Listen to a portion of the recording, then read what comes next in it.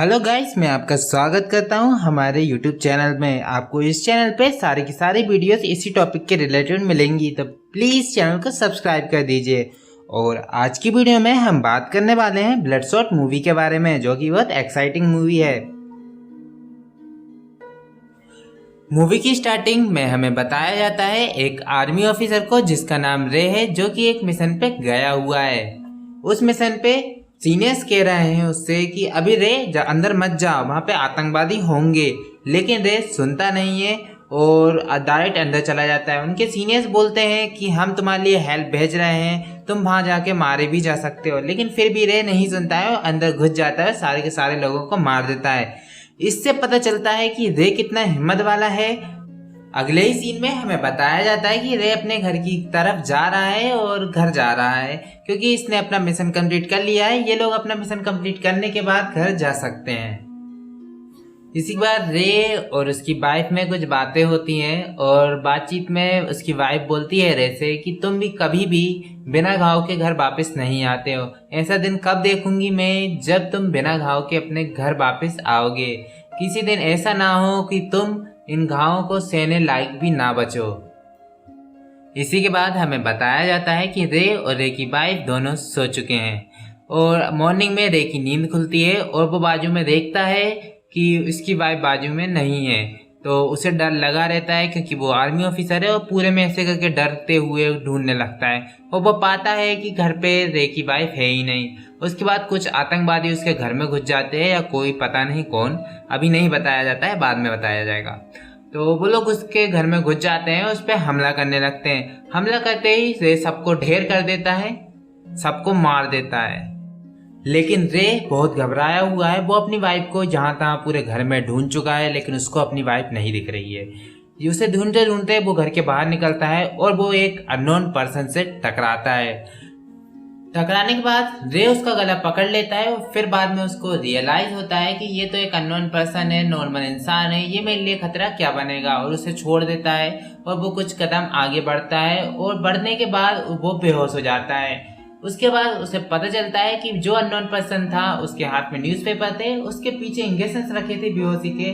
जब वो टकराया रे से तो उस अननोन पर्सन ने रे को वो इंजेक्शंस लगा दिए, जिसके कारण रे बेहोश हो गया। जब रे को होश आता है तो उसे पता चलता है कि उसे और उसकी वाइफ को दोनों को ही बंदी बना के उन्होंने पकड़ लिया है।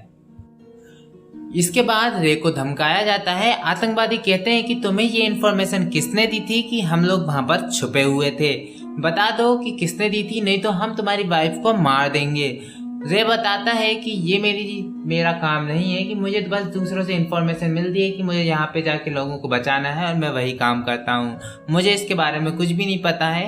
तो ये सुनकर आतंकवादियों को गुस्सा जाती है और रे की वाइफ को और रे को दोनों को मार दिया जाता है। अब रे और उसकी वाइफ दोनों ही मर चुके हैं। मीन्स अगले सीन में हमें बताया जाता है कि रे अभी जिंदा है। उसकी आंखें एक लेबोरेटरी में खुलती है। जैसे ही वो देखता है आंख खोल के तो उसकी मुलाकात होती है डॉक्टर एमिल से और उसकी सेक्रेटरी केटी से। वो दोनों रे को बताते हैं कि ये हमारा पहला एक्सपेरिमेंट है जिसमें हमने मरे हुए इंसान को जिंदा किया है। इसी के बाद डॉक्टर एमिल रे से कुछ सवाल पूछते हैं और कहते हैं तुम्हारा नाम रैंक है, तुम्हारा सीरियल नंबर क्या है। वो कुछ समझ नहीं पाता है रे और कहता है मेरा सीरियल नंबर।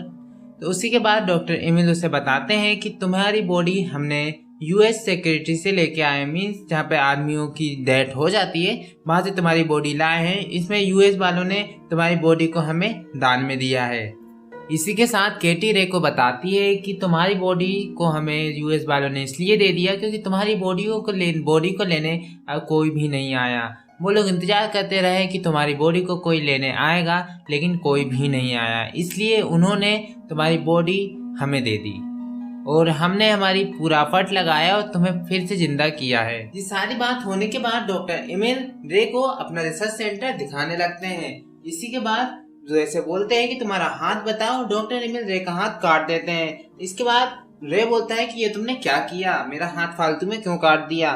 फिर इसी के बाद रे देखता है कि उसके जो डैमेज टिश्यूज थे या जो भी उसका हाथ काटा था वो ऑटोमेटिकली रिपेयर हो गया है और पहले जैसा वर्क कर रहा है। उसके बाद डॉक्टर एमिल बताते हैं कि तुम्हारे अंदर हमने डेंड्राइट्स डाले हैं जो कि चोटों को जोड़ देता है। जो भी तुम्हारे लिए डेंजरस चोट रहेंगी वो सारी की सारी चोटें पल भर में जोड़ देगा, लेकिन इस ये ज्यादा काम करने से डाउन हो जाते हैं। अब तुम्हारे अंदर खून नहीं, डेंड्रॉइड्स दौड़ते हैं। अब जब भी इन डेंड्रॉइड्स की पावर कम हो जाए तो हम इन्हें रिचार्ज भी कर सकते हैं। हमने तुम्हारे फुल बॉडी ट्रांसफर किया है और सारे के सारे खून में इन डेंड्रॉइड्स को डाल दिए हैं। अब तुम्हें कोई भी चोट लगेगी तो तुरंत रिपेयर हो जाएगा। ये सब सुनने के बाद रे थोड़ा आश्चर्यचकित हो जाता है और वो कहता है कि मेरे को पिछले बीती हुई चीजें याद क्यों नहीं आ रही है। मुझे अपना नाम, मेरे घर का पता, मेरे को कुछ भी याद नहीं आ रहा है। फिर डॉक्टर इमिल उसे समझाने की कोशिश करते हैं और बोलते हैं कि वो सब तुम्हारा बीता हुआ कल था, अब तुम्हारा इंतजार कर रहा है तुम्हारा फ्यूचर। अब तुम तुम्हारे फ्यूचर पे ध्यान दो, जो बीत गया सो बीत गया।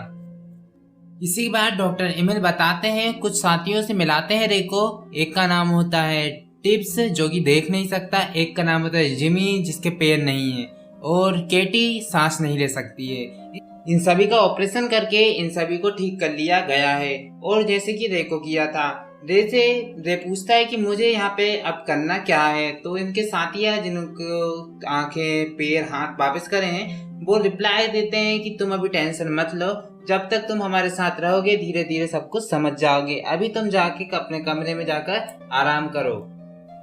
रे अपने कमरे में जाता है और देखता है वहाँ पे बॉडी बिल्डिंग के सामान रखे हैं, उन्हें उठाता है और उठाने के बाद उसको मजा नहीं आता और वो गुस्से में दीवार पे हाथ मार देता है। और जैसे ही वो हाथ मारता है दीवार पे, वो देखता है कि दीवार टूट चुकी है या दीवार में बहुत बड़ा गड्ढा हो गया है। इसके बाद उसे पता चलता है कि मैं में बहुत ताकत है और ये डेंड्रॉइड्स मेरे अंदर डाले हैं ब्लड की जगह, ये मेरे को और ज्यादा पावर प्रोवाइड कर रहे हैं। जब वो दीवार तोड़ता होता है उसकी बात केटी से होती है। केटी से बात करने के बाद वो थोड़ा नॉर्मल फील करता है और ये लोग वाइन पीते हैं, केटी और दोनों मिलके। उसी के दौरान एक म्यूजिक बजने लगता है। वही म्यूजिक ही बजता है जो म्यूजिक पहले बजा था जब उसकी वाइफ को रे के सामने मार दिया गया था। ये म्यूजिक सुन के उसे पुरानी बातें याद तो आ जाती हैं, लेकिन कुछ अलग तरीके से। मीन्स रे को ऐसा लगता है कि मैक्स नाम के बंदे ने उसकी वाइफ का खून किया है, लेकिन ऐसा नहीं होता है। उसका वाइफ का खून डॉक्टर इमिल के किसी साथी ने किया है जिसे डॉक्टर इमिल ने ठीक किया है, लेकिन उसे लगता है रे को कि उसका खून मैक्स नाम के बंदे ने किया है। जैसे ही रे उस मैक्स का नाम लेता है उसे उसका एड्रेस मिल जाता है, क्योंकि उसके अंदर डेंड्राइट्स डाले गए हैं उसके ब्लड में। जब भी वो किसी का नाम लेता है तो उसका एड्रेस मिल जाता है उसको, और किसी भी चीज को वो पल भर में भी सीख सकता है।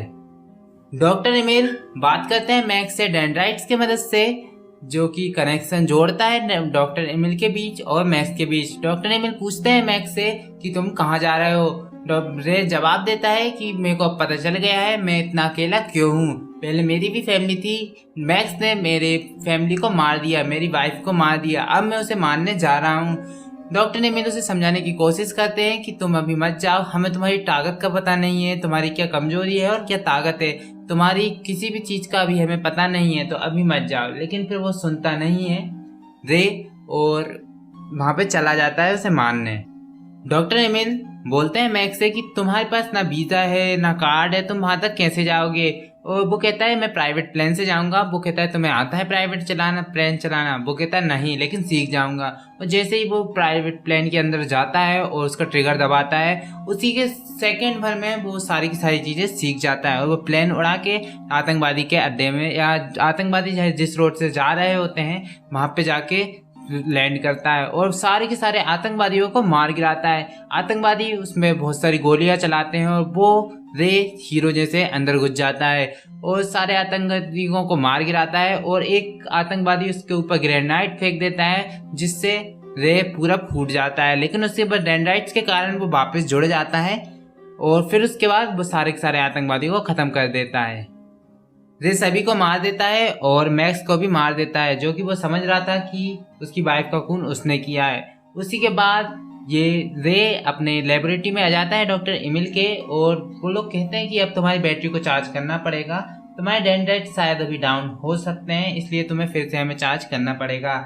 इसके बाद उसे चार्ज करने के लिए लेके जाते हैं और उसमें कुछ ऐसी चीजें लगाते हैं जिसके कारण वो हिल नहीं पाता है। इसी के बाद जिम्मी बोलता है कि तुम्हारी वाइफ का खून मैंने किया है, ना कि किसी मैक्स नाम के आदमी ने। मैंने ही तुम्हें मारा था और मैंने ही तुम्हारी वाइफ को मारा था। हमने तुम दोनों की याददाश्त घुमा दी है और तुम्हारे अंदर अब नई याददाश्त डालेंगे। अब तुम ये सारी बातें भूल जाओ और अब फिर से तुम्हारी याददाश्त फिर से हम बदलने वाले हैं। तो अगली बार तुम्हारी याददाश्त जब हमने बदली थी कि तुमने कुछ ऐसे काम करे कि मैंने कभी सोचा तो नहीं था कि तुम्हारी याददाश्त फिर से हमें बदलनी पड़ेगी, लेकिन तुम हमारी बातें नहीं मानते हो, फिर से तुम्हारा माइंड कन्वर्ट करना पड़ेगा। ये बोल के जिमी वहां से चला जाता है। फिर से डॉक्टर एमिल पूरी की पूरी याददाश्त रे की बदल देता है। जो तरह जिम्मी ने भी उसे बताया था रे को, वो भी भुला देता है और इस बार कमांड देता है कि तुम्हारा खून जिम्मी ने नहीं किसी और ने किया है। मीन तुम्हारी वाइफ जिना का खून ब्रिस ने किया है। क्योंकि रे सारी की सारी चीजें अब भूल चुका है तो रे को अगेन सारी की सारी बातें समझाई जाती हैं। जहाँ पर रे को होश आया था वहीं से शुरुआत की जाती है और वो सारे बीते हुए पल फिर से रे के साथ बिताए जाते हैं, वहां तक जहां तक उसे पता चलता है कि मेरी वाइफ का खून मैक्स ने किया था। तो इस बार पता चलता है उसे कि उसकी वाइफ का खून ब्रिस ने किया है।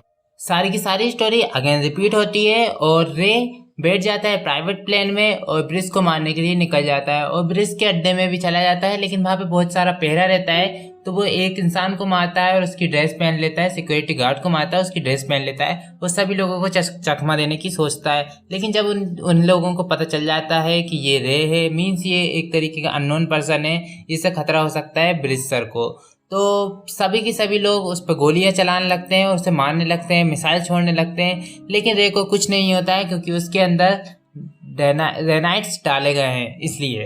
तो इसी के बाद ब्रिस मिल्फिस को बुलाता है जो कि दुनिया का नंबर 1 साइंटिस्ट है और उससे कहता है जो तुमने गैजेट बनाया है इसे ऑन करो और मुझे रे से बचाओ।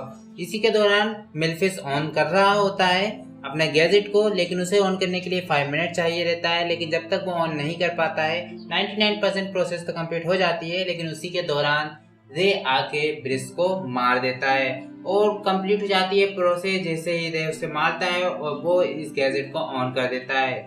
इस गैजेट को ऑन करने से पूरी दुनिया की लाइट चली जाती है, जिसके कारण नैनाइट्स को भी एनर्जी चाहिए होती है जो कि रे के अंदर हैं, वो भी ऑफ हो जाते हैं, जिसके कारण रे बेहोश हो जाता है।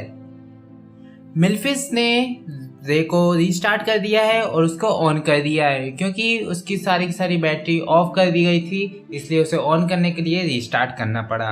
तो उसने मिल्फिस ने कर दिया क्योंकि वो सबसे नंबर 1 साइंटिस्ट है दुनिया का, तो उसके ये काम था चुटकियों का था।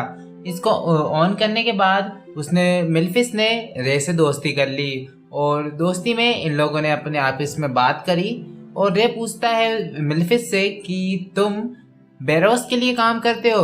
तो फिर मिल्फिस जवाब देता है हाँ, मैं करना तो नहीं चाहता उसके लिए काम, लेकिन मुझे करना पड़ता है क्योंकि पैसे के कारण, नहीं तो मुझे उसके साथ काम करने में बिल्कुल भी इंटरेस्ट नहीं है।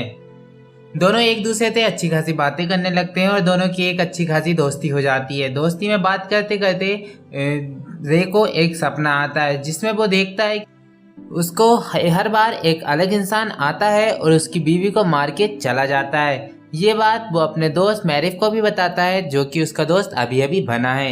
ये सारी बात सुन के मैरिफ को समझ आ जाता है कि किसी ने रे के ब्रेन के साथ छेड़छाड़ करी है और उसे एक वेपन की तरह कंट्रोल करना चाहता है, जिसे भी उसे मरवाना रहता है। सारी कमांड बदल के जिसने उसकी बीवी को मारा उसके फेस की जगह लगा देता है, जिससे रे गुस्से में आ जाता है और किसी का भी कत्ल करके वापस आ जाता है। फिर से वही की वही चीज दोबारा रिपीट की जाती है। ये सब बातें जानने के बाद रे बोलता है कि आज तक कभी भी मैंने हो सकता है। इसके बाद रे अपना हाथ काट लेता है और कुछ नैनोइड्स निकाल के मिल्फिस को देता है और कहता है कि तुम क्या इसका पता लगा सकते हो कि ये सारी चीजें वर्क कैसी करती है, मीन्स नैनोइड्स वर्क कैसे करते हैं। तो मिल्फिस कहता है हाँ, मैं लगा लूंगा डिनर से पहले पता। साथ ही साथ वो बोलता है कि अब तुम नैनोइड्स की मदद से इंटरनेट से कनेक्ट मत होना। जब भी तुम नैनोइड्स की मदद से इंटरनेट से कनेक्ट होते हो तो तुम्हारी डिटेल उसके पास पहुंच जाती है कि तुम अभी कहां पर खड़े हुए हो, मीन्स वो तुम्हें ट्रैक कर पाएगा। तो इसलिए ये लो सेल फोन, इसकी मदद से तुम अब जो भी सर्च करना है इंटरनेट पे वो सर्च कर लेना, जिससे वो तुम्हें ट्रैक नहीं कर पाएगा। इसके बाद रे निकल जाता है अपनी वाइफ को ढूंढने के लिए, पता नहीं कैसे, लेकिन रे को उसका एड्रेस मिल जाता है और वो वहाँ पर पहुँच जाता है। जैसे ही रे वहाँ पर पहुँचता है उसकी वाइफ उससे गले लग जाती है। गले लगने के बाद वो कहती है कि अब मेरी शादी किसी और से हो चुकी है और अब मेरी 5 साल की बच्ची भी है, इसलिए अब मैं तुम्हारे साथ नहीं रह सकती हूँ। और इसी के बाद ये सुनने के बाद रे वहाँ से निकल जाता है।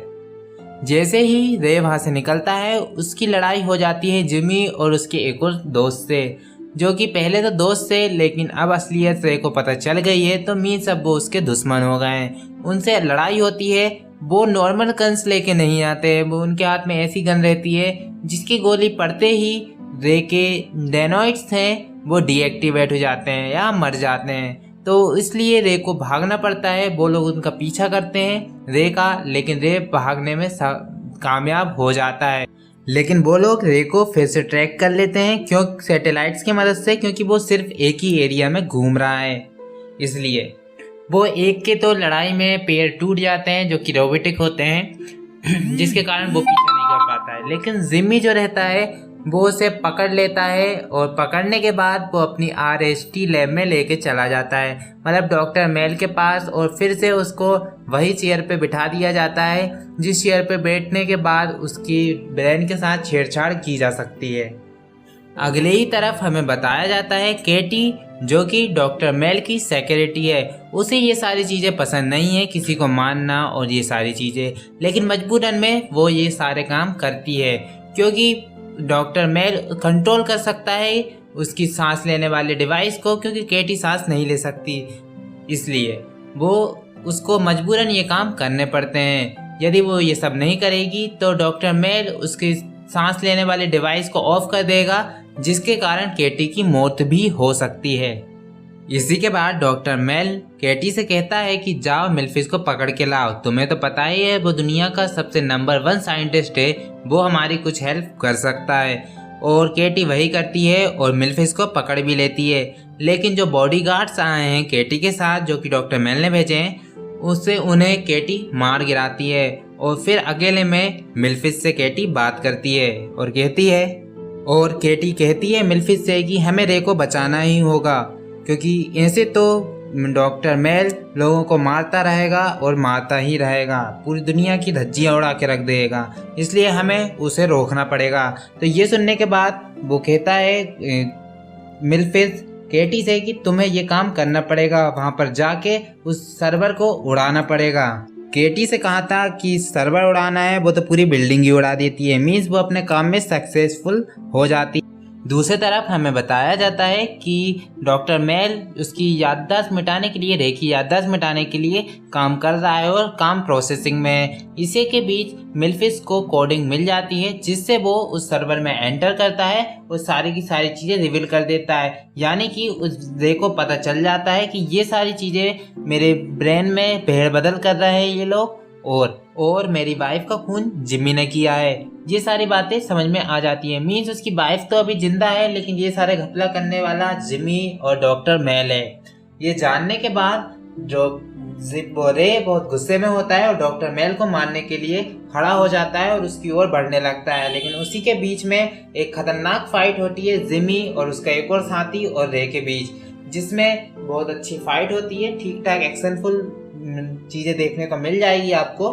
और फिर इसी के बाद रे दोनों को मारने में कामयाब हो जाता है। अब रे बहुत गुस्से में है और पूरा ब्लैक हो चुका है, जिसके कारण उसे बहुत ज़्यादा एनर्जी की ज़रूरत पड़ेगी, लेकिन उसके डेंड्रॉइड्स में इतनी एनर्जी नहीं बची है, मतलब कि वो 30 सेकेंड्स में डाउन होने वाला है। ये देखने के बाद उसे पता चल जाता है डॉक्टर मेल को कि वो डाउन होने वाला है, और रे को भी पता चल जाता है कि अब मैं डाउन होने वाला हूँ, और वो यही चाहता था। उसके हाथ पर ग्रेनाइट रहता है, ये नहीं देखते हैं डॉक्टर मेल, और दोनों एक दूसरे के आमने सामने खड़े हो जाते हैं। और जब वो डाउन होता है उसके हाथ में ग्रेनाइट रहता है, वो नीचे फेंक देता है, जिसके कारण डॉक्टर मेल भी मर जाते हैं और जो हमारा हीरो है रे वो भी मर जाता है।